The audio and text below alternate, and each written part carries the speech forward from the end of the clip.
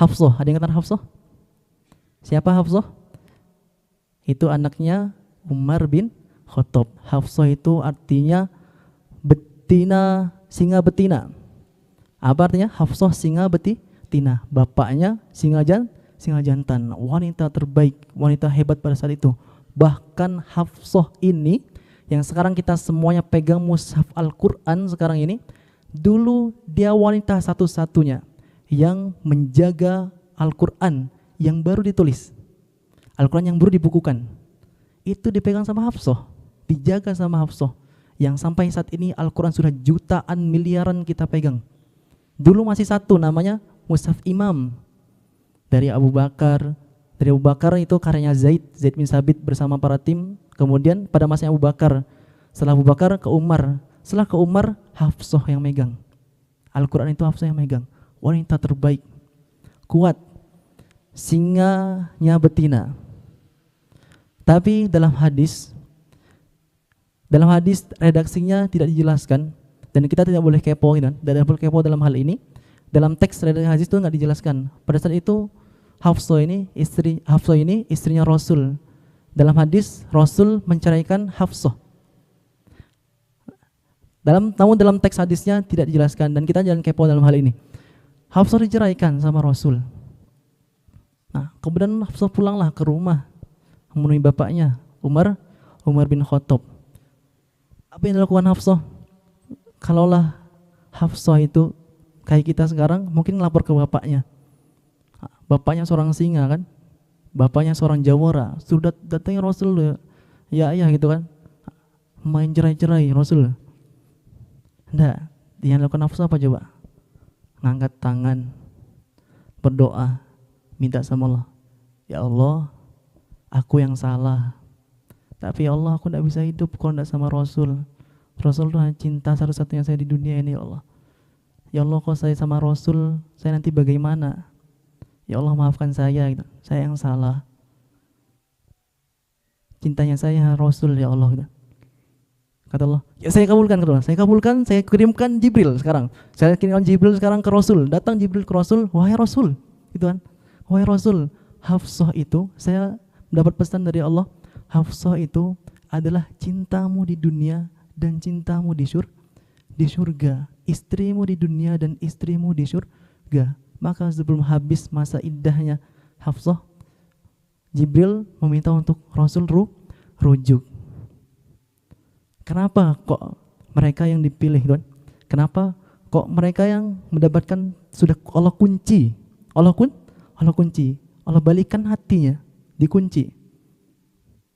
Kenapa enggak Abu Bakar, Umar yang diterima? Kenapa Ali? Kenapa kok Hafsah bisa dirujuk, gitu kan? Bahkan Allah bilang cinta dan istrimu di surga. Maka kawan-kawan, jomblo fi sabilillah, lillah fillah. Dia makan karena Allah, dia belajar karena Allah, terus dia datang ke kajian karena Allah. Bayangkan coba, kawan-kawan yang saat ini di sini, Allah balikan hatinya untuk datang ke kajian, Allah balikan hatinya untuk menerima kebaikan. Mungkin dari kita sudah merencanakan jadwal malam hari ini, sudah merencanakan ingin mengerjakan tugas malam hari ini, sudah merencanakan mungkin ingin quality time bersama keluarga malam hari ini. Allah balikan hatinya untuk datang, untuk belajar sama-sama lagi mempelajari Al-Quran. Wa natartuk, kata Allah Quran surat Toha ayat 13, aku memilihmu dan aku telah memilihmu. Nah, kembali lagi, kenapa kok Ali sama Hafsah, gitu? Jomblo fisabilillah itu adalah yang high quality, itu adalah perlu teman-teman ketahui, boleh kita naikin kualitas kita dalam segi keilmuan. Ahli biologi, ahli matematika, apalagi ahli dalam multimedia, ahli apalagi, ahli dalam finance, gitu kan? Boleh kita naikin kualitas kita. Maka ada 3, ada yang namanya ilmu, ada yang namanya adab, ada yang namanya akhlak. Ini high quality yang akan kita bahas. Ilmu, adab, sama akhlak. Ilmu dapat kita pelajarin. Dari ilmu kita dapat berkarya. Dari ilmu kita bisa bikin prestasi. Kita bisa menentukan positioning kita masing-masing. Ente ini dikenal sebagai apa sih? Oh, dikenal sebagai ahlinya tadabbur Quran. Oh, dikenal sebagai si paling hitung-hitungan. Oh, dikenal sebagai si paling pandai melihat raut muka orang lain, psikologi. Kita harus ambil positioning kita masing-masing.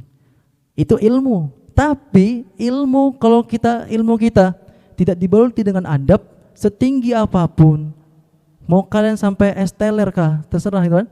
Mau sebanyak apapun itu kan ilmu yang kalian pelajarin, tapi kalau tidak dibalut dengan adab, maka tidak akan dilihat ilmu tersebut. Tidak akan dilihat. Kenapa coba? Adab itu adalah proses pendidikan. Proses pendidikan. Artinya proses pendidikan itu harus menghasilkan adab. Contoh, dia bisa bikin, teman-teman nanti bisa bikin apa? Bisa bikin program sebagus apapun itu. Misal, kita menjadi seorang yang sangat dermawan. Dengan keilmuan kita, Allah titipkan harta yang banyak. Allah sampaikan hadiah-hadiahnya. Allah jadikan kita sebagai donatur atau distributor untuk orang-orang yang membutuhkan. Tapi karena banyaknya ilmu yang dia punya, dia lupa untuk membalutinya dengan adab. Apa contoh misalnya di posisi kita? Kita mengambil satu ayat melupakan ayat yang lain. Kita mengambil ayat tentang ilmu, tapi lupa ayat tentang adab.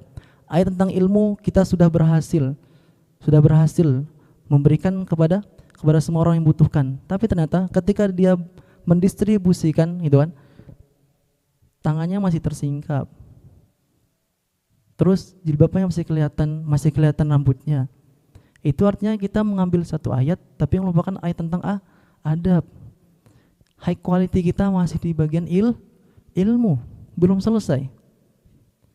Maka Allah tidak akan ngelihat kalau kita cuman di bagian itu.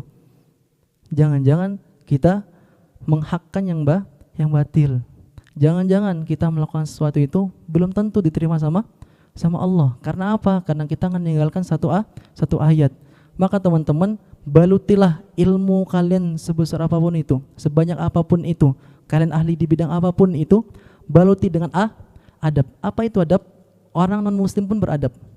Orang non muslim pun beradab karena dia dioleh dari proses pendidikan. Adab memakai busana, adab berpasasan muka, adab ketika bertemu. Kalau di wanita, kemarin saya dapat dari guru saya kan, adab ketika berbicara. Adab ketika berbicara, karena ketika wanita itu berbicara, itu melihat kualitas keilmuannya, itu melihat kualitas adabnya. Apakah ilmu yang disampaikan sesuai dengan adab, ataukah ilmu yang disampaikan tidak dengan adab yang menyebabkan ilmunya tidak dipandang. Berarti ilmu itu harus dibaluti dengan adab. Namun tidak selesai kawan-kawan, tidak selesai. Mungkin kita sudah berhasil, sudah berusaha yang bagus itu kan, sudah berilmu high quality di bidangnya masing-masing, positioning bidangnya masing-masing, sudah sarjana di mana-mana gitu kan. Nah, sudah paling dikenal sebagai si paling kameramen misalnya, si paling finance misalnya, si paling amal soleh misalnya, si paling semangat gitu kan, si paling ceria, sudah dikenal dan dia beradab. Tapi kalau akhlaknya tidak berhasil, akhlaknya tidak jadi akhlaknya, belum kata Allah. Begitulah Ali. Ali apa coba ini punya? Pedang. Terus apa tadi? Unta, baju. Tapi karena adab akhlaknya Ali datang ke Rasul. Rasul nyambutnya dengan kasih sayang. Dan dengan kasih sayang. Adab sama akhlaknya Ali bagus. Akhlak itu apa kawan-kawan? Fahsya wal munkar. Dia sudah beradab bagus, sudah sopan, sudah santun, tapi belum tentu akhlaknya bagus. Akhlak itu adalah dia mampu meninggalkan segala kemaksiatan. Dia sudah merasakan nikmatnya tahajud. Dia sudah merasakan nikmatnya baca Quran. Dia sudah merasakan nikmatnya sedekah. Dia sudah merasakan nikmatnya ukhuwah. Dia sudah merasakan nikmatnya mentadabburi Al-Quran. dan dia menghasilkan akhlak yang bagus. Dia tidak mau berpaling, dia tidak mau lagi bermaksiat. Bahkan ketinggalan tahajud aja, wah sisi dunia ini kayak salah semua sisi dunia. Pernah nggak di masa waktu itu baru semangatnya pengen tahajud, kemudian pas bangun ternyata azan subuh, ketinggalan tahajud, udah kayak sisi dunia ini salah gitu kan. Nah itulah nanti dia beli ilmu, adab dan akhlak. Maka kalau kita naikin ini high quality di sini, itulah Allah akan datangkan hadiah.